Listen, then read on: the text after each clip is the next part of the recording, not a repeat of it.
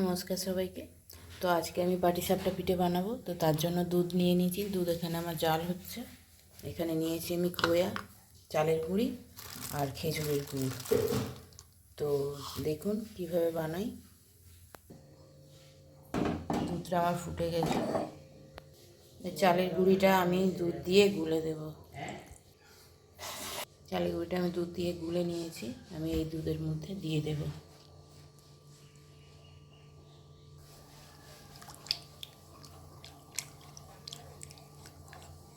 গুড়টা আমার ফ্রিজে ছিল শক্ত, তো আমি একটু ভেঙে একে গুড়টা আমি দিয়ে দিলাম। গুড়টা আমার গলে গেছে, তো আমি এর মধ্যে এখন খোয়া ক্ষীরটা দিয়ে দিচ্ছি।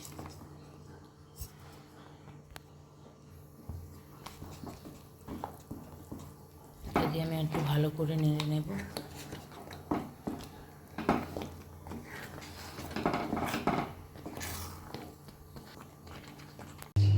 আমি পাটিসাপটার বাটারটা রেডি করব। তো আমি এখানে চালের গুঁড়ি নিয়ে নিয়েছি। এটা হচ্ছে গোবিন্দভোগ চালের গুঁড়ি।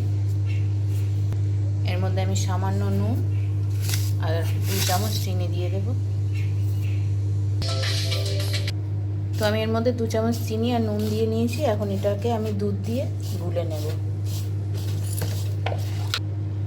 দুধ দিয়ে আমি এটাকে ভালো করে গুলে নেব।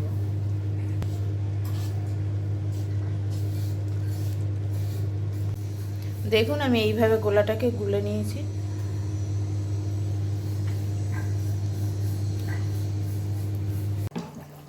আমি পাটিসাপটার জন্য ফ্রাই প্যান বসিয়ে দিয়েছি। এর মধ্যে আমি 1 চামচ গোলাটা দিয়ে দিই।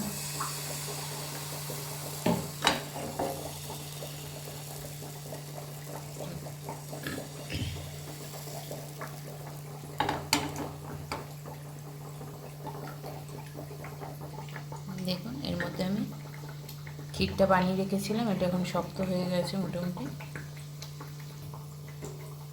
এটা আমি এইভাবে দুমড়ে দুমড়ে নিয়ে নেব।